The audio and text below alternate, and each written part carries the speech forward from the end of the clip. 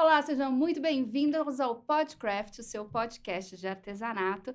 O episódio de hoje tem o patrocínio das lojas Dani Delinsky, o apoio da Mega Artesanal. Eu sou Faiga Silveira e hoje nós vamos falar de artesanato e gestão de negócios. Para isso, a nossa convidada é a Cíntia Cavalcante. Ela que é uma empreendedora que trabalha com projetos que envolvem processos de educação e aprendizagem, assim como processos técnicos, financeiros e emocionais para prover a, a inclusão social e a autonomia das artesãs. Não é isso, Batmonta? Isso mesmo, Faiga. A gente conheceu a Cíntia faz pouquíssimo tempo, mas eu diria que foi muito pontual esse nosso encontro. E o propósito que une, né, as pessoas, a gente sabe que esse propósito sempre leva as pessoas a se encontrarem, né? Trouxe ela para a gente. E ela atua com gestão de projetos e segue com um bom relacionamento com os mais variados clientes. E isso é de muito interesse, né? E pode só agregar tudo isso que a gente quer aprender a como capacitar, gerar renda, promover acesso à cultura para nós artesãos e mais especificamente para as artesãs. E é isso que ela já vai me contar. Muito bem-vinda, Cíntia. Obrigada, gente. Super obrigada pelo convite. Agradeço a oportunidade de falar um pouquinho. Foi muito bom conhecer vocês. Eu conhecia vocês. Sim, né? Eu conhecia vocês de outras megas, de outros lugares.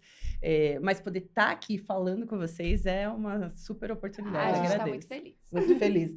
E assim, antes de começar aqui nos bastidores, ela estava contando a história dela e a gente foi se empolgando, já querendo saber tudo. E aí eu falei, pelo amor de Deus, eu vou contar tudo agora. Mas assim, conta pra gente, como que você chegou no artesanato, como que você chegou nesse meio, no mercado artesanal, não especificamente, e como foi a tua trajetória? E eu falo muito, né? Então, mas isso é vocês vão bom. ter que falar, para, assim, respira. Eu tenho 47 anos. Cresci numa casa que minha mãe tinha uma máquina de costura na sala. Aquela máquina que montava e desmontava, assim. Minha avó tinha uma máquina de costura pretinha, que tinha e que a gente brincava, né? Então, O primeiro carro de todas nós. Pois minha mãe gostava muito de fazer bolo, decorar bolo. Só que na época da minha mãe, quando né, a gente era criança, era aquele coco decorado, aquelas glacê, aquela coisa que hoje já não usa mais. Então, eu cresci numa família que as pessoas fazem as coisas. Então, desde cozinhar, fazer as coisas faz parte do meu crescimento, assim. E quando eu, novinha, fiz um colégio técnico, uma jornada normal. Fiz um colégio técnico aqui em São Paulo. Entrei na primeira faculdade muito cedo. Técnico em? Contabilidade. E eu achava que eu ia ser uma grande executiva. Sabe assim? E eu me formei muito cedo, com 17, quase 18, entrei na primeira faculdade de economia. Fiz ali metade e não me vi naquilo. Eu falo demais, eu não tenho perfil. Mas eu trabalhava num banco e era já gerente comercial júnior de um banco. Então, eu ficava sempre dividida entre o que, de fato, eu queria, que era pessoas, falar, fazer as coisas, com o que eu estava aprendendo ali de economia, banco, área comercial, produto, ouvir a necessidade das pessoas e, em cima daquilo, entender o que eu podia entregar do banco para elas. Isso era rápido para mim. Mas eu falava, economia não dá. Quando chegou numa hora, eu parei, fui fazer outra faculdade. Aí eu fiz desenho industrial. Ali eu me achei. Porque era uma faculdade que fazia coisas. Então, eu tinha aula de ergonomia, aula de metodologia de projeto. Me achei. Quando eu me formei, eu falei, agora eu preciso trabalhar nessa área. Porque não adianta, né, estudar. Um pouco antes de me formar, entrei em agência e comecei a trabalhar com criação.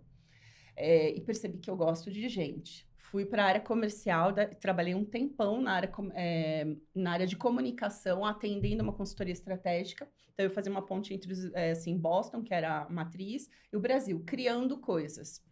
E fui cada vez mais... a minha facilidade de lidar com as pessoas foi fazendo eu buscar novos caminhos. E as coisas vão chegando e eu vou topando. Falar, vamos. E nessa empresa, eu fiquei 8 anos, era a coordenadora de comunicação aqui do Brasil, nessa consultoria. Eu casei, engravidei. E quando a gente engravida, a nossa vida faz assim, né? A minha vida virou de ponta cabeça. Porque aquela vontade de ter mais liberdade tomou conta de mim. E eu trabalhava num lugar das 8 da manhã às 6 da tarde. Demorava 1h e pouco para chegar. Minha filha ficava na escolinha, toda hora gripada, doente. como a maioria das Dores mulheres. comuns a todas nós. Exatamente. E ali, eu falei, gente, o que eu faço com o que eu tenho, com quem eu conheço e o que eu sei fazer? E eu entregando na empresa, e filho pequeno, com 1 aninho, eu falei, não vai rolar, não vai dar.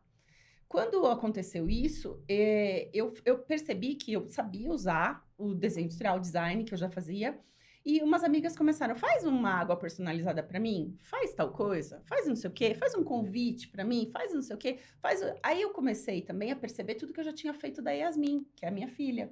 Quando o chá de bebê, as lembrancinhas, e eu falei, gente, Quantos anos tem a Yasmin? Hoje ela fez 15. Ela fez 15 que era o começo dos personalizados. Exatamente. E o que eu personalizava era assim, por exemplo, a Yasmin, quando ela era... o nome dela vem da flor de jasmim. Então, todo o chá de bebê dela, assim... Foi com jasmim. Então, era um chazinho de jasmim, a embalagem de jasmim. Tudo foi num tom mais para jasmim. Então, eu tinha o cuidado de fazer diferente. E foi bem no boom do scrap. Do scrap 2009, do scrap decor, né? 2009, 2010. E foi quase a precursora do Scrap Mas Fest. o que é interessante... Não existia Scrap Fest. Não existia, claro que não. E o personalizado. Foi uma invenção da empresa. É legal você contando isso, porque a tua história repete, pelo menos a minha. Até o banco, isso me irrita muito, né? Mas como a gente fomos uma geração, eu sou um pouco mais velha que você, óbvio, mas assim, é uma geração... Não, mas a gente tá junto. Que foi educada. Não, assim, de trabalhar, então você faz uma faculdade que não tem nada a ver com você, você descobre no meio do caminho, porque eu também Você é educada para ser secretária ou executiva. Minha mãe queria ou professora, você tinha... É. Eu ainda fiz magistério, não fiz contabilidade, mas eu fiz o curso técnico de magistério. Então, você era educada para isso, para casar, viver. Quando você casa e tem filho, vem a mesma agonia, porque você quer e a ser gente uma boa grande para aquela forma pequena, Uhum. né? Quando a gente é uma pessoa expansiva, assim, que fala sim para a vida, a gente não cabe nessa forma. E aí, adorei o termo. e a minha mãe faleceu, eu tinha 20 anos. Então, eu também fui numa busca de quem eu era. Quem que era a minha mãe, o que eu quero entregar que é da minha mãe, que não é meu. Então, isso sempre fez parte da minha jornada, esse questionamento. Com a Yasmin, eu falei, não, mas isso aí não sou eu, não, sabe? E foi assim, eu lembro, a primeira vez que eu decorei, eu fiz os personalizados de uma maternidade aqui de São Paulo, uma maternidade bem legal, nunca imaginei. Eu tinha um blog, que na época era blog, lembra? Aí eu alimentava o blog com as coisas Qual era da o Yasmin. O meu ateliê chamava Loliboli. Loliboli. Que foi uma criação também inusitada. Eu falei, eu preciso de um nome que ninguém tem e que seja fácil, que criança fale. Porque eu queria a movimentação da criança. Tava naquela energia de mãe nova, né? E aí, o blog lá chamava Loliboli Festas, ou Personalizados, nem lembro direito, porque acho que nem existe mais o Blogger, né? Que na época existia. Aí eu ia escrevendo aquilo, comecei fazendo convites, e daqui a pouco eu já estava fazendo festa. Quando a primeira pessoa me achou e me chamou para uma maternidade, eu falei assim, coisa pouca, né? Quando ela me disse tudo que ela queria... Eu lembro que eu falei assim, nossa, estourei. Vou ganhar dinheiro, olha, dá para ganhar dinheiro com isso. Não é só ganhar um dinheirinho. Aí, pum, eu caí num grupo de mães que começaram a falar. E aí, o meu e-mail bombava, minhas coisinhas acontecendo, não tinha o Facebook forte como é hoje, Instagram nem tem, era Orkut. E os grupos, e não era o WhatsApp, era telefone mesmo, e-mail, e a coisa foi acontecendo. Não, isso aqui eu já tinha passado. Você vê como é forte no artesanato a coisa do boca a boca, né? Da indicação. E assim, E nesses guetos de mãe, de escolinha... Funciona muito desse jeito. Sim. Festa de escola. Pegou uma, indicou... Eu tinha a caixa da festa. Então, você me chamava e falava assim, olha, o meu filho gosta do tema zoológico.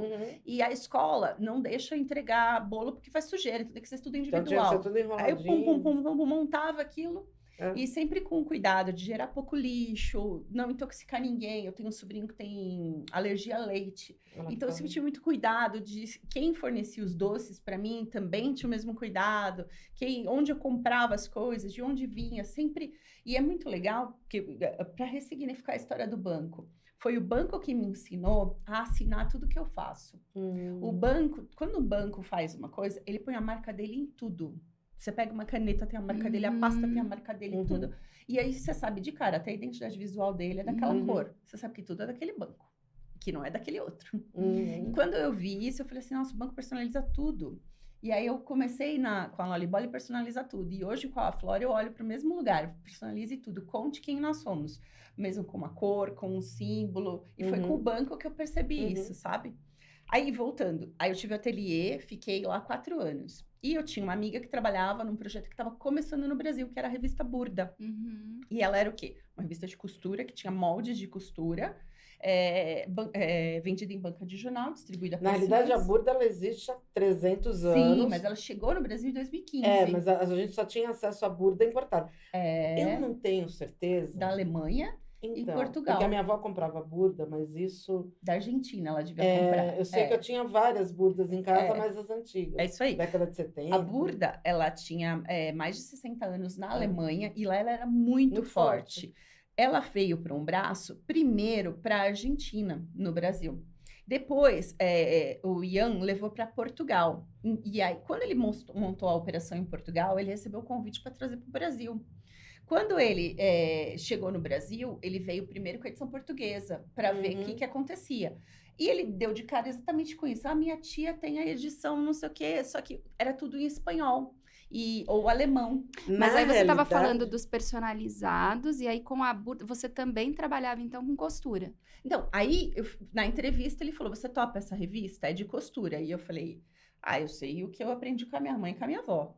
Mas ele falou, não, você vai ser gerente comercial, gerente de projeto, a gente vai abrir mercado, vão ser tal produto. Eu falei, acho que eu topo. Se eu não estiver enganada, a manequim comprava material da Burda. Sim, comprava então, moldes. Comprava. Então, vinha o que vinha de fora, a gente comprava. Porque eu trabalhei na manequim.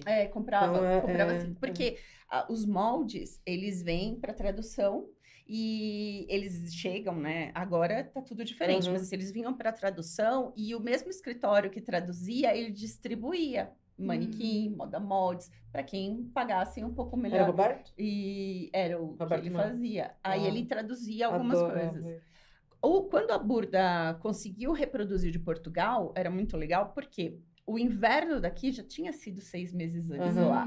E era uma moda atemporal. Era aquela moda clássica. Então, era fácil administrar isso aqui no Brasil. A moda mesmo. A manequim, moda eles seguiam um pouco mais a tendência de novela. Então, acho que eles tinham que ser mais rápidos. A moda modas eu fui editora. Acho que ela tinha que ser mais rápida, porque ela seguia moda TV. Modas não, qualquer, figurino. Tinha bastante... Tinha, a gente teve uma época aí que tinha um monte de... A moda moldes era a Globo, a manequim Abril e a figurino moldes a gente fazia, mas era a única pessoa que fornecia para todo mundo era o Roberto. Era o mesmo... Porque era o que ele fazia. O melhor, né? Sem erros. Então, quando a Burda, ela tinha um estoque gigante de moldes. E ela falava exatamente isso, da precisão dos moldes e de adaptar os moldes para qualquer corpo. Então, a proposta da Burda era um ecossistema que falava de várias coisas, todas com costura, e que o molde ia bater. Então, eu tenho 1,80 m, eu ia conseguir fazer aquele blazer para 1,80 m, desde que eu seguisse as instruções do meu manequim, tirasse bem as medidas e fizesse. Quem tinha 1,60 m e 60 quilos também conseguiria seguindo as mesmas instruções. E funcionava. Mais doido aí. Funcionava e é uma metodologia. E nessa fase Burda, você deixou de fazer as outras atividades de artesanato? Ou... Eu fui pegando menos encomenda, porque a Burda consumiu bastante, a gente estava abrindo mercado e começando os projetos. Fui pegando menos encomenda, até que eu comecei a fazer só para quem é meu amigo, e até hoje eu faço. Ou aquela cliente parceira que estava comigo, todos, isso. Tinha uma outra menina que trabalhava comigo, ela assumiu uma parte das encomendas, sabe? Ela seguiu fazendo isso e faz ainda. Então, a gente foi se ajustando no caminho. Porque é um mercado inesgotável, né? E eu passei por aquela fase quando a internet começou a mostrar o que era gratuito e download gratuito. Então, eu passei para aquele comecinho que você clicava e baixava o modelo para você mesmo montar a caixinha. Eu vim antes dos chineses, né? Antes dos chineses começarem. Porque em 2015, 2016, eu fui para a Burda. Aí eu fiz essa transição. E a Burda consumiu muito do meu tempo. Tá. A gente viajava muito no começo, apresentando os projetos, que foi lá que começou o meu projeto de capacitação, lá é o meu berço, né? A Burda encerrou a atividade? Em 2018. Quando teve aquele É, problema foi. com as impressões das revistas, que a Abril passou pelo mesmo problema. Porque começou também que o que não vendia, eles recolhiam, Isso. tem um problema com a DINAP. Exatamente. O custo do armazém altíssimo, a redistribuição disso. Na verdade, a maioria das revistas de artesanato acabaram com isso, né? Exatamente. Porque você teria que comprar o reparte e pagar, né? Então, Não só serviço de artesanato, a revista acabou, né? mas quem tem, alguns títulos eles mantiveram ok. Agora, os que eles achavam que não interessava, então para distribuir você tinha que comprar.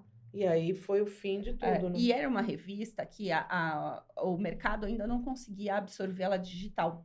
Por conta dos moldes. Tentamos fazer uma experiência dos moldes em ladrilho, sabe? Para pessoa, mas isso não é tão simples para os nossos usuários daquela época da internet. Hoje, a meninada mais jovem, a outra geração já sabe montar o ladrilho, mas naquela fase que a gente ainda estava... assim com dificuldade, né? E se você monta um molde que não funciona, para que você tem aquele molde? Entende? Que dó, né? E aí, quando a Burda foi embora, ela deixou uma parte da operação com a inovação, o Márcio da inovação, que era do Vitrine. Sim. E a parte que ficou foi justamente o projeto de capacitação de costureiras, que eu continuei tocando, porque eu que tinha começado. E é aí que a gente entra a Flora, que nasce. Isso. Então conta pra gente como que é. Aí, em 2018, o Márcio ficou com o projeto, porque já estava aprovado, já estava captado. Eu trabalhava a captação desses projetos. Lá, ele já chamou Costurando uma Vida Melhor, ele já chamou Meu Negócio é Costura. A gente já trabalhou em parceria com Costurando o Futuro da Volkswagen. Então, eu rodei... E eu falo que tomou bastante tempo, porque, por exemplo, eu fiquei 1 ano trabalhando no Paraná.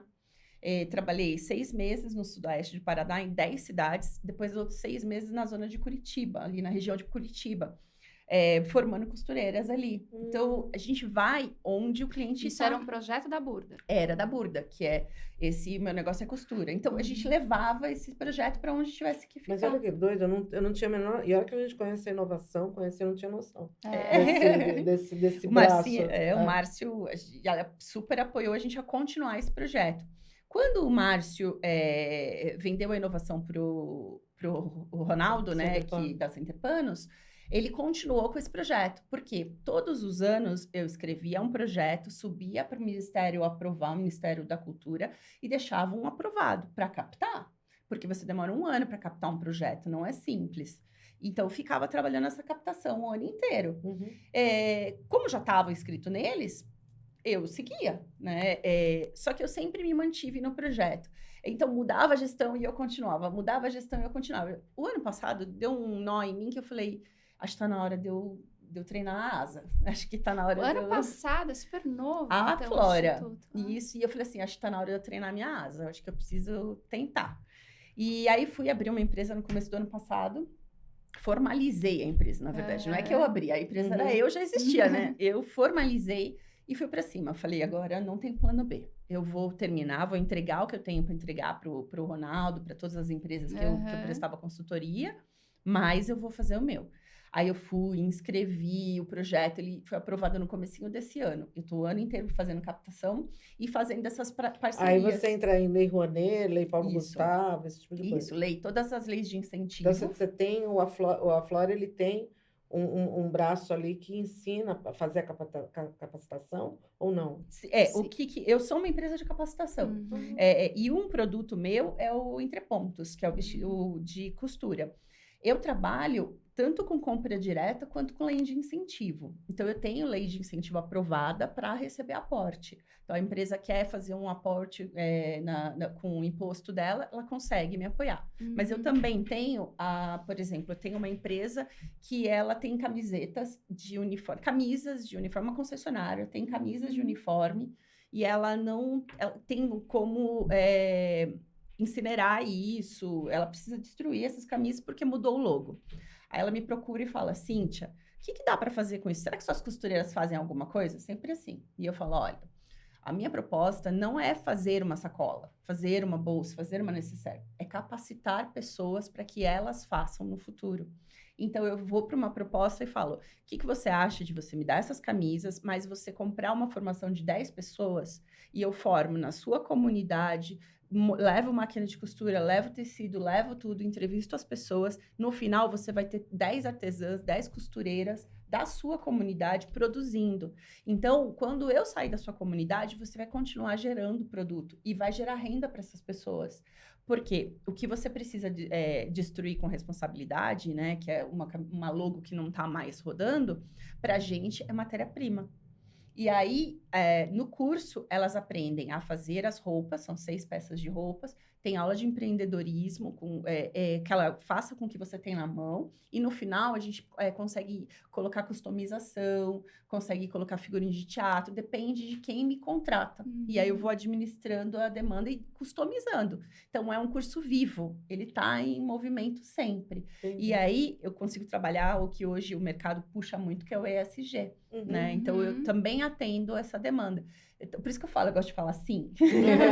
Porque as coisas vão se construindo. Que era só um curso de costura, virou uma capacitação de 90 horas em costura, mais 20 horas de empreendedorismo, 12 horas de figurinha de teatro, mais 12 horas. Mas como que acontece? Se não tiver a empresa envolvida nisso, como que a artesã, a interessada... Sempre por patrocínio. A artesã tá. nunca paga. É sempre patrocínio. Eu tô sempre... Mas ela também só tem acesso à informação sobre essa capacitação via o patrocínio da empresa, via a divulgação da empresa. Ela pode ser pela divulgação da empresa ou pelos meus canais, ou pelos meus parceiros, porque quando eu começo a captar, eu sei mais ou menos em outubro que eu captei. Vamos falar do Lei Rouanet. Em outubro eu sei que eu captei. O curso começa em janeiro, porque até fazer a liberação de verba, aprovação de documento, o Ministério ele é bem criterioso com a documentação do Instituto. Então, vamos dizer, janeiro eu começo o trabalho de contratar um professor da região, porque, por exemplo, você fala assim, eu sou de uma empresa, o ano passado a gente estava no interior de São Paulo, eu sou de Sorocaba, então eu contrato professor de Sorocaba, o lanchinho eu compro de Sorocaba, a sala de aula está em Sorocaba, faço parceria com CRAS, com ONGs locais, porque para eu achar essa mulher, homens são bem-vindos, mulheres trans também, mas eu preciso achar essas pessoas. Aí a gente começa a divulgar que tem vaga em Sorocaba, tem 20 vagas em Sorocaba. E marca um dia e começa a fazer entrevista. Seleciono essas 20 pessoas. Os cursos são sempre presenciais? Sempre presenciais. Tem uma parte dele que é online, mas é a parte de marketing e empreendedorismo. A costura, ela pode ser dada até para analfabeto funcional, mas ela precisa ser presencial. Porque tem o medo do pedal, a velocidade da máquina, e ela é dada... E até acesso ao maquinário, exatamente. E ela é dada com máquina doméstica, que é para que você tenha na sua casa começar o seu negócio. A máquina industrial, ela é o segundo passo para quem quiser. Porque aí, no final, a gente entrega algumas parcerias para financiamento de segundo maquinário, tudo isso. Mas o que ela vai sair de lá é construindo um guarda-roupa básico, né? Então, desde a camiseta, a blusa, até o blazer, um vestido com zíper invisível, que são técnicas diferentes de alfaiataria. Ela vai construir um guarda-roupa na máquina dela, que ela vai ter na salinha. São os cursos? São uns 3 meses, 3 vezes por semana, 3 horas por dia. É bastante? É bastante, são 90 horas. Alguns espaços não deixam, não tem a possibilidade da gente fazer 3 vezes por semana. Aí cai para 2, no mínimo 2. E não dá para faltar. Eu não consigo deixar de pensar numa curiosidade pessoal. Você se muda para esses lugares quando você vai? Quase isso. Quando você falou que é Curitiba, sudeste do Paraná. Eu falei, como que funciona a família nesse período? O ano passado foi um grande desafio. Eu terminei o ano exausta. Nós estávamos em 5 lugares. Sorocaba, Porto Feliz, Indaiatuba, Taboão da Serra e Itaquera. Então, eu terminei o ano assim, cansadíssima. Eu não dou aula de costura. Quem dá aula é a Lúcia. Ela é a responsável técnica por todas... O que começou como um molde, virou régua, porque eu falo, né? O curso está vivo. Então, a Lúcia está sempre entregando algo diferente. As professoras, quem coordena é a Lúcia. Eu coordeno o curso mesmo, como ele está acontecendo. E eu apareço nas salas, eu vou lá, aulas de empreendedorismo, eu que acompanho. O figurino de teatro, quando ele entra, né? Por ser de Lei Rouanet, Eu entro neles ali para ver como que tá, dou uns pitaco também. Tem workshops de criatividade que eu gosto demais, porque é onde a gente trabalha a autoestima dessas pessoas. Uhum. Eu trabalho com pessoas que aí, não sei se a gente vai entrar nisso, mas o artesanato, ele salva, né? A costura salva, ou financeiramente ou emocionalmente. Uhum. Então, o meu público é ou a mulher que quer fazer dinheiro, ou a mulher que não dá conta mais do emocional dela e Quer se precisa olhar resgatar. para outra coisa. E aí, quando junta as duas coisas, é o incrível, né? Uhum. É o que ela se descobre. E quando a gente junta 10, 20 pessoas numa sala de aula, a primeira aula é uma colcha de retalhos, Uhum. onde ela conta a história dela e por que que ela tá ali, e o que ela quer fazer com aquilo. A última, antes da formatura, é quando elas se encontram para dizer a jornada que elas construíram ali. Então, para eu encontrar esse público, eu tenho que estar lá. Eu tenho que sentir, sabe? Eu tenho que olhar e falar assim, você vai estar aqui até o final comigo? Ah, eu vou. Você vai ficar aqui? Eu vou. E como toda trajetória, algumas vão ficando pelo meio do Sim. caminho, né? Nem A sempre. perda é muito pequena, sabe? Ai, que Mas bom. por quê? Justamente porque a gente tem o olhar para o emocional. Aham. A pessoa que não tem regulação emocional, que não tá bem emocionalmente, ela não tem força para empreender. Uhum. E sozinha é mais difícil, né? Então, Não, eu acho que sozinho é impossível. é mais difícil você ter foco, você se manter fazendo o do dia a dia, sabe? E aí o curso fala muito disso.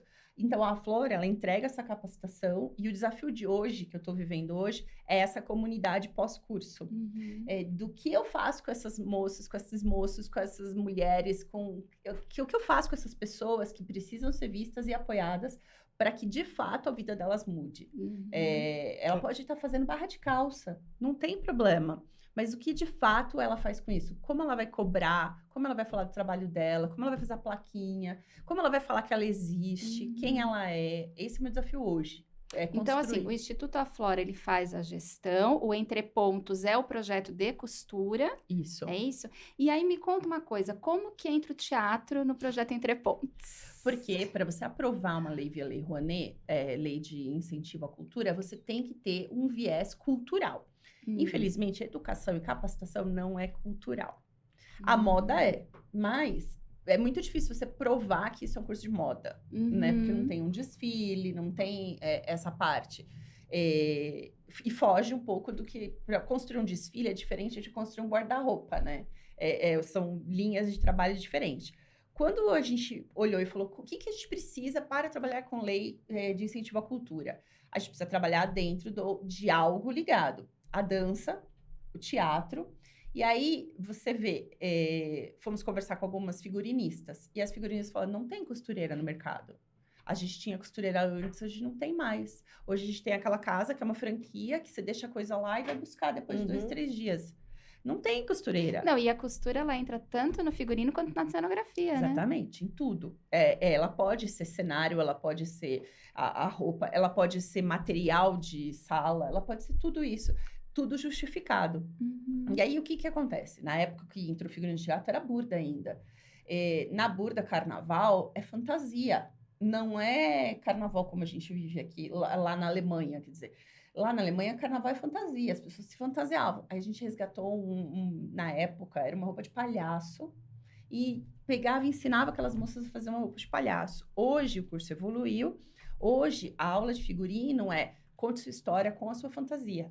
Então elas têm uma peça de roupa que elas fazem uma bata no começo do curso, e elas dali, elas sabem que elas vão ser desafiadas por um figurinista, ele vai vir para a sala de aula ensinar a fazer figurino, vai falar da linguagem exagerada, vai falar da luz, sombra, maquiagem, da facilidade de tirar, de colocar. Então, vai falar um pouco e elas vão construir uma peça para contar uma história para gente. E ali, a gente já também apoiou figurinos mesmo. Então, eu tinha um teatro que ia se apresentar no Sesc e precisava de um figurino popular. A gente teve meninas E é legal a gente entender a importância de tudo isso. Por exemplo, teve agora, está em cartaz ainda a peça Priscila, Rainha do Deserto. Acho que é um ótimo exemplo para dar. São 100 máscaras que são vestidas, porque de maquiagem, porque é o mais doido ainda, porque a gente fala maquiagem. Não, a solução foi por máscara, e aí você vê, são as costureiras que fizeram as máscaras, colocar, E todo figurino, eu não sei falar números de troca de roupa, mas deve ser, sei lá, umas 200, 500 roupas. Porque é muita gente, é muita roupa que é trocada. Então, aí a gente tem Você noção gera você de precisa quanto de a mão de obra. E volta, desculpa, eu vou até parar aqui. O quanto é importante o incentivo à Lei Rouanet nesse momento, porque as pessoas vivem falando que a Lei Rouanet é dar dinheiro para artista, mas não tem noção do quanto a Lei Rouanet gera emprego. Do tamanho da Do máquina, tamanho, né? E é legal você falar isso, porque a Lei Rouanet não me dá dinheiro nenhum. Não, Tá? A É. Lei Rouanet, Vamos eu escrevo um ressignificar o documento. Eu escrevi um documento ano passado, 2023, em setembro do ano passado, agosto, setembro, submeti ao Ministério. Eu só fui aprovada em janeiro.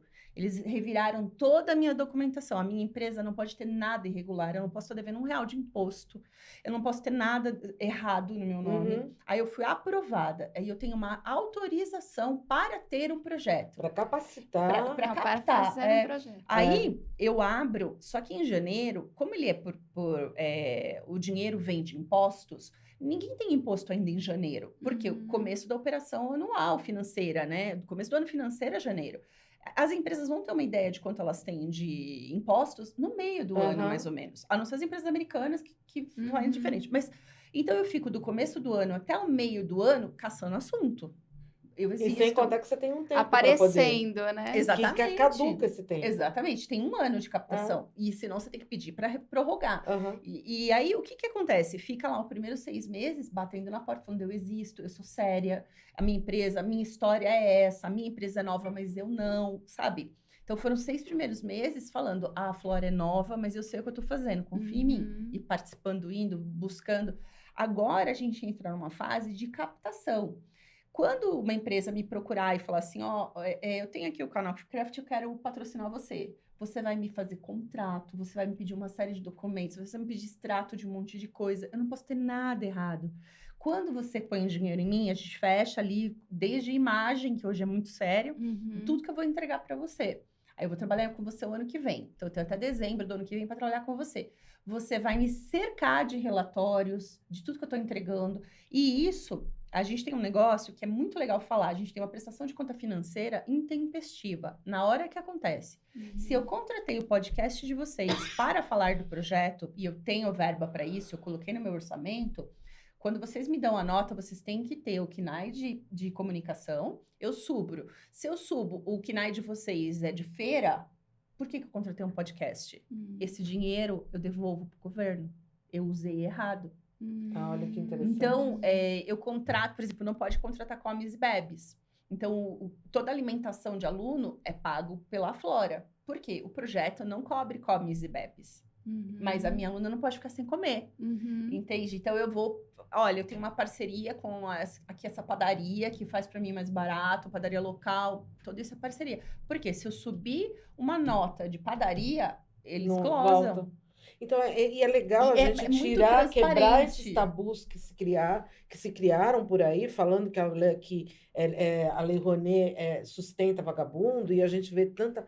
E a gente não consegue entender o ecossistema que a Lei Rouanet proporciona de emprego, de geração de captação, de dignidade. Sim. Não é dinheiro. O ano que a gente passado tá eu falando. formei 200 pessoas. Olha isso. 200 pessoas e eu tinha mais 8 professoras contratadas. Então, 8 pessoas treinadas na nossa metodologia como multiplicadoras. 200 pessoas impactadas diretamente. Fora as 5 cidades que me forneciam a alimentação, que forneciam os lugares que eu comprei tecido, a indústria que eu comprei as máquinas de costura, porque é do projeto. Então, E muita esses gente. profissionais são profissionais que foram capacitados para fazer figurinos de teatro também. Também. Então, olha, aí volto a falar. Não só o teu Lei Rouanet, mas também a Lei Rouanet lá do teatro que o pessoal critica. Sim. São pessoas que estão trabalhando hoje E na porque formação rolou isso. administrativa, que também está envolvida nessa capacitação, eles têm informações sobre como, por exemplo, desenhar um projeto? Porque isso é super difícil e específico. O público não consegue, Tá. A gente não consegue ter tempo de ensinar eles a fazerem um projeto. Porque aí seria outro público, né? Quem quer ser produtor, quem quer criar. Mas como é que ele se apresenta, então, para uma Isso. empresa de gestão de projeto? Isso. Tá, entendi. Aí, o que eu faço no curso na parte de empreendedorismo deles é como eles administrarem o ateliê deles. Uhum. Então, como uma mulher que nunca trabalhou e tá com a máquina de costura dentro da sala, como que ela começa a precificar a peça dela? Isso é uma dor muito grande de quem trabalha, né, criando. Porque fala, ai, como que eu calculo quanto de energia eu tô gastando e não gastava? Não, normalmente, se você... você não coloca, você se diminui, né? Você coloca como o teu trabalho como inferior. Não, e também então, quando você aprende a colocar valor, você também aprende a administrar o tempo e tudo mais, e a lidar com uma contratante. Né? Porque às vezes o artesão ele não tem a dimensão, por exemplo, como você falou, eu tenho que apresentar uma nota e a nota tem que estar condizente com que KNAI é um termo, né, para quem dá nota e tal. Ela tem que saber que isso existe, pelo menos, né? E fora isso, gente, eu trabalho com a base da pirâmide. Eu tenho que ensinar aquela moça, aquela mulher, aquele homem, aquela costureira. Eu vou chamar sempre de costureira, porque é como a gente fala. A gente tem que ensinar aquela costureira que ela não vai trabalhar em troca de tecido. Ela não vai trabalhar em troca de linha. Maravilhoso. Ela não vai ganhar tinta. Por quê? Ela não vai poder ir na padaria levar tecido para comprar pão. Exatamente. Então, é um trabalho. A partir do seu... É por isso que eu digo, não tem espaço para falta, mas exige comprometimento. Eu vou estar lá com uma máquina só para você, com tecido só para você, com os projetos só para você. Você vai ganhar um kit para você ficar comigo 3 meses. Você não vai levar R$1, mas eu preciso que você esteja comigo. Por quê? No final, você vai dizer, eu que fiz, custou tanto. Custou tanto para mim, eu vou colocar tanto em cima, porque eu gastei com isso. Minha hora vale isso. A minha ideia é assim, assim. O meu público é assim. Vou vender em tal lugar. Não é simples, não é rápido essa virada de chave, mas ela é necessária. Sim. Entrando um pouco dentro disso que você está colocando, justamente até o tema do nosso episódio hoje aqui é gestão de projetos, né?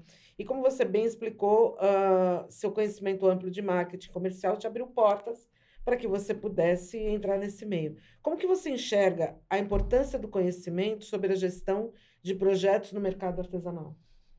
Pergunta boa, né? Gigante. Pode responder por aqui. Quando eu estava na Burda, fiz um MBA na GV, de gestão empresarial. E aí, toda vez que eu ia apresentar alguma coisa, eu dizia que eu era de uma revista de moda, costura, que tinha um projeto, que ensinava, que não sei o quê. Todo mundo era assim. Sim, com esse olhar. Eu trabalho num banco, eu trabalho numa Você, artesão que está nos assistindo, conhece bem esse olhar. Esse olhar é comum a todos nós. E falava assim, mas artesanato dá dinheiro? Mas como que você paga as coisas? Sabe, umas coisas assim, umas perguntas muito você trabalha com o quê, né? Você faz artesanato, mas você trabalha com o quê? Aí você fala... Você respira, assim. Aí, então foi o primeiro choque que eu tive. Tipo, as pessoas não me levavam a sério. E hoje, a gente precisa também falar uma coisa. É muito legal hoje sentar numa mesa de mulheres executivas. Mas há 15 anos atrás, a mulher usava terno, falava alto e batia na mesa para ser ouvida. Eu já era uma executiva e que acontecia o quê? Para eu falar, eu tinha que levantar e me posicionar, porque os homens me interrompiam. E isso não estou falando para levantar uma bandeira de feminismo, mas para entender que o que a gente colhe hoje foi plantado lá atrás. Então, quando eu chego... Na realidade, eu vou dizer uma coisa, eu acho que isso ainda continua, viu? É que tem uma meninada que está conseguindo abrir mais espaço. Então, por exemplo, né? a gente, assim, eu vou até colocar, eu e a Fega, a gente constantemente, nós somos chamadas as meninas, eu adoro por causa da idade, tá? Pra deixar bem claro. Mas, se você for analisar um pouco friamente... É uma redução, né? Não é. E sempre naquele lugar de eu não vou te contratar, como que eu posso te ajudar? Também né? me incomoda um pouco Sim, esse tipo de... Então, você trabalha com isso e que você... Aí, nossa, eu acho incrível quando querem marcar comigo um bate-papo online, normalmente, porque eu primeiro tento entender o que a pessoa quer. É um empresário que tem várias coisas, ele quer conversar comigo, que ele quer entender como que eu posso trabalhar com ele. Aí, quando eu digo quanto eu cobro a minha consultoria... não, mas eu não estava pensando nisso. Eu estava pensando numa troca. Então, eu troco o trabalho por dinheiro. Eu compro as coisas com dinheiro. Mas isso empresas do meio artesanal. Do meio artesanal. Sim. Porque é uma não cultura enxergam do meio como uma artesanal. executiva que investiu na carreira, eu investi numa formação, fiz pós-graduação, fiz um MBA. Eu não paguei MBA com tecido. A GV não aceitou, sabe? Então, é muito sério isso. Infelizmente, a gente tem um tipo de um patriarcado no mercado artesanal, onde existe um domínio masculino sobre o trabalho feminino. Isso me incomoda muito. Tá? E é legal. Os homens, eles têm um olhar sobre o trabalho muito legal, que eles têm uma constância muito boa. Quando você fala com um empresário do nosso meio, ele tem um olhar muito legal de onde está o dinheiro, como faz dinheiro, como que eu faço produto. São objetivos. São. Né? As mulheres ainda não se colocaram nisso de isso aqui tudo é meu, sabe? Assim, isso tá crescendo e tá muito legal. E tomara. Eu acho que a gente mas tá não se tem a clareza. E aí, então, quando você pergunta do mercado, o que eu vejo precisa se entender que a mulher é diferente do homem, sim. A mulher vai investir mais no artesanato, ela compra mais, ela tá mais em curso, ela tá mais aberta às coisas. E isso não significa que essa mulher, por exemplo, não vá crescer naquele meio. Então, o empresário também tem que olhar e falar assim, oi, ela tá passando por um momento, por alguma coisa, mas ela tem um potencial legal ali, eu vou trabalhar junto com ela. Mas eu vou investir na capacitação, eu vou investir na profissionalização. Hoje eu não vejo tanto isso. Eu vejo muita venda de produto para essas pessoas, para elas comprarem, e depois ninguém ensina como elas transformam aquilo em outras coisas.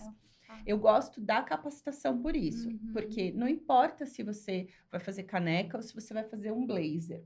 Você vai precisar fazer a gestão do seu negócio. Sim. E hoje são poucos os empresários, e eu estou vendo cada vez mais na Mega isso crescendo, as capacitações de negócios.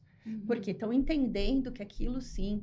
A gente, na pandemia, eu tive aluninha que sustentou casa fazendo máscara. Sim. Sabe? E é isso aí. E eles precisam entender isso como trabalho. Precisam, o mercado precisa, elas precisa absorver isso, porque uma MEI, ela paga imposto, ela tem aposentadoria, e o artesanato é MEI. A grande massa. Não, e mesmo hoje, porque a gente precisa entender uma outra questão, sendo ainda colocando com um lado mais objetivo ainda, se você trata o artesanato única exclusivamente como hobby, ele é um hobby que tende a diminuir. Sim.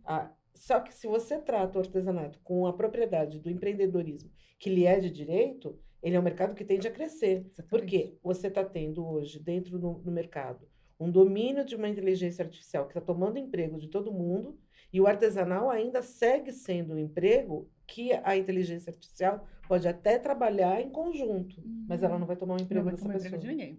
Então, assim, eu enxergo o tanto de profissionais que chegaram no mercado artesanal nesses últimos 10 anos, nesses últimos 5 anos, pós-pandemia, principalmente, é gigante. Sim. Então, assim, o mercado artesanal tem que entender que não... A gente usou durante muito tempo esse apelido que é um horror. Não existem mais Donas Marias, como a gente tratava antigamente. A costureira, o artesã, que é a Dona Maria. Não. Hoje em dia você tem empresas por trás do seu cliente no mercado artesanal. Sim. Então, trate eles como clientes. E quero até fazer, que nem sei se devia, mas colocar em pauta que o próprio PAB ainda enxerga a artesã dessa forma, o que é um erro crasso, porque já faz um tempo em que esse perfil de artesão mudou e já está dominando o mercado em muitas vertentes. E é bom abrir o olho para isso, porque está aí com sede. O PAB, pelo que eu entendo, não sei se eu estou falando besteira, mas enfim, ele entende o artesão como cooperativa, como ONG, como tudo. Vamos ajudar a comunidade. Só que, espera um pouquinho, hoje você não tem só uma comunidade trabalhando com o artesanal.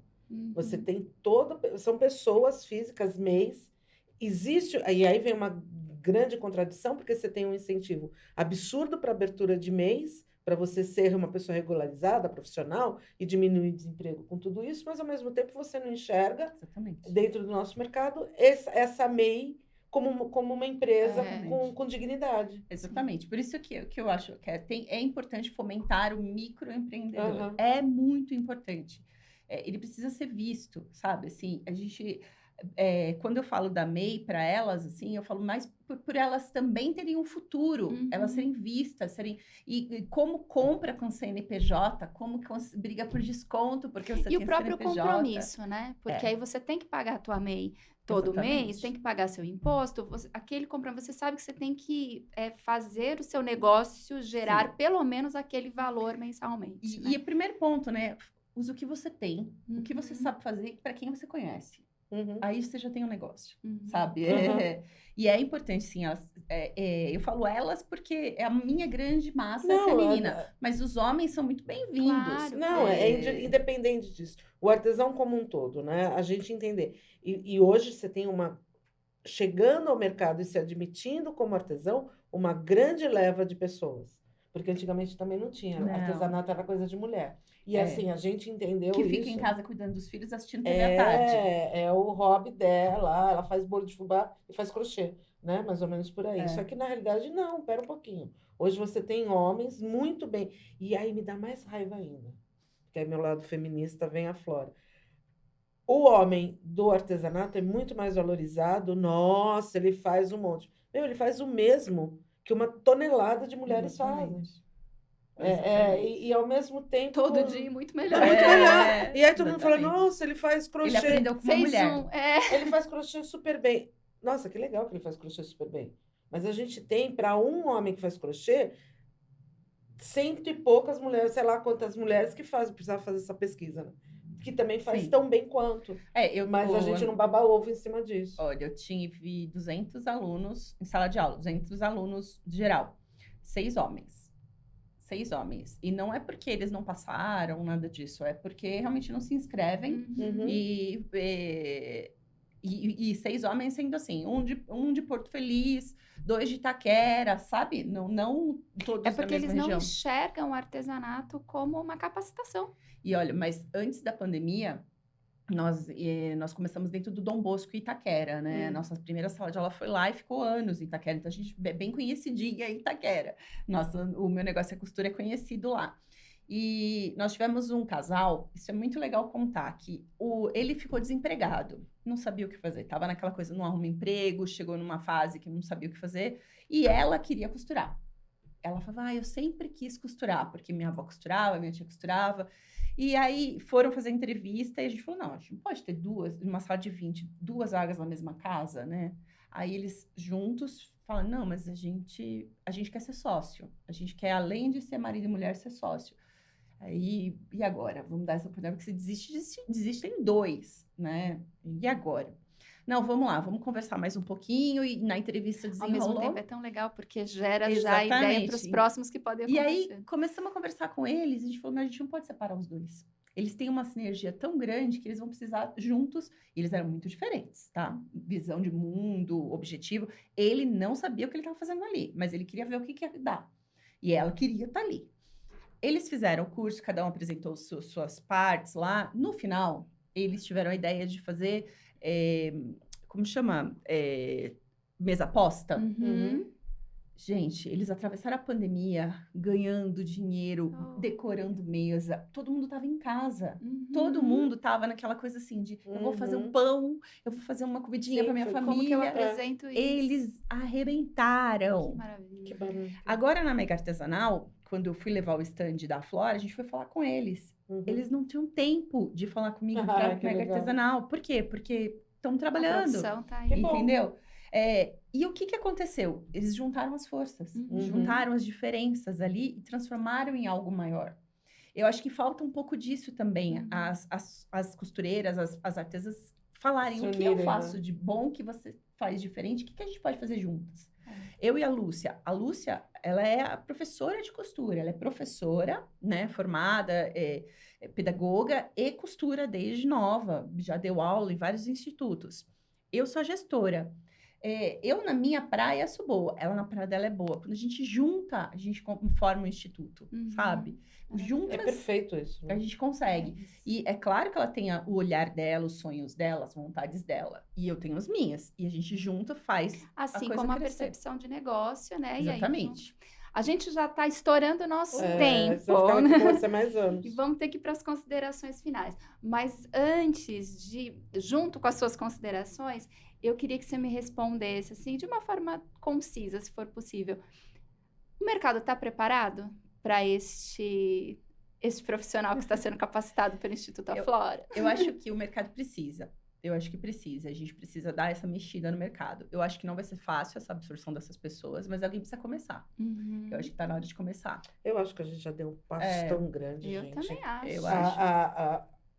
Volto a falar, há 5 anos atrás a gente não estaria tendo essa Essa conversa aqui. conversa, Exatamente. claro. Exatamente. Eu acho que eu gosto de abrir E caminho. quero dizer que isso me dá um orgulho profundo, porque o canal Craft tem 5 anos. Então, é o E a período gente em começou que a gente com todo mundo olhando pra gente com essa cara assim, porra, por que vocês estão falando? Tipo, Do que vocês vão falar? é E a gente está construindo e cada vez mais sendo ouvidas. E é isso mesmo, né? É muito divertido quando eu digo que eu tenho um instituto que forma costureiras. Hã? Costureira? Aí, se tem uma mulher no grupo, quando eu tô no meio de, assim, a mulher fala, eu sempre quis costurar. Uhum. É muito legal. E aí eles falam, mas você costura? Eu sempre quis costurar, sim. E me perguntam, mas você costura? Eu falo, não, mas não é sobre isso. É além, né? Não o que a gente aqui no canal, a gente fala, quando nós viemos, né, do passo a passo. Então, você vai fazer passo a passo? Não. Nossa, a gente falou, o que você vai falar? Ensinar o artesão, ensinar não, informar o artesão sobre o que ele pode ser. Sim, posicionamento. Que foi como informação. quando olharam torto pra gente na primeira muito. roda de conversa. Tipo, vocês conversam?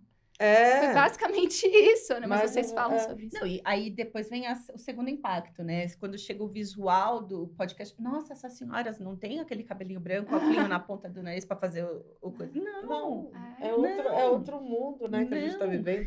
São vários paradigmas que a gente vem quebrando.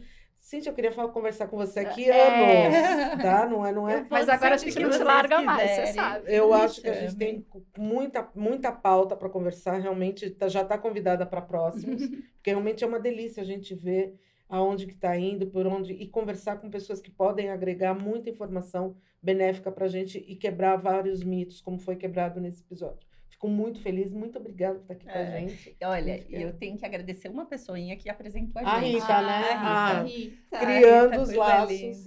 A Rita é sensacional, sou fã dela, de verdade. E aí eu tenho que agradecer. Rita Mazzotti, tá, gente? A Rita Mazzotti, A Rita Mazzotti, o Vander também, mas a Rita. A gente agora pode escutar a Vander, ficou Vander. Mas eu acho que a gente precisa falar mais sim. Né? Não é me sobrecarregar, não. É aceitar os desafios. Estar aqui foi incrível. Volto sempre que vocês precisarem. Se precisarem me levar para algum lugar, eu vou também. A gente tem projetos. Gosto disso.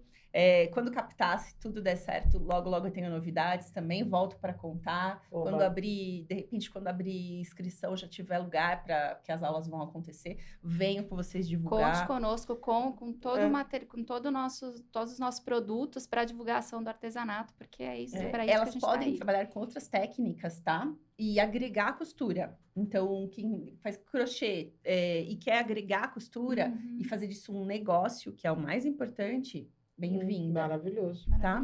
Temos muito a conversar. Como que as empresas encontram o Instituto Aflora ou o Instituto que vai atrás da empresa? Eu vou atrás, porque é claro que eu tenho o meu site, institutoaflora.com.br, tenho o Instagram, o meu LinkedIn, eu mesma ativa, né, procurando as empresas. Alguns escritórios de captação, converso bastante com eles também, mostrando meu projeto, falando o que eu faço. E as alunas que quiserem ser alunas, no Instagram eu tenho um formulário, lá na minha bio. Eu tenho um banco de dados. Cada vez que eu abro turma em algum lugar, eu vou primeiro buscar lá. Professor, a mesma coisa. Eu quero ser professor de costura. Tem lá um formulário para deixar. Eu sempre estou olhando para isso. E eu falo porque eu e Lúcia mesmo, gente. A gente vai ali e olha, porque a ideia é sempre formar multiplicadores. Então, eu estou sempre olhando quem está com a gente. Quem movimenta a máquina conosco. Maravilhoso. Gente, muito bom estar aqui com vocês. Mês que vem tem mais. É isso aí, gente.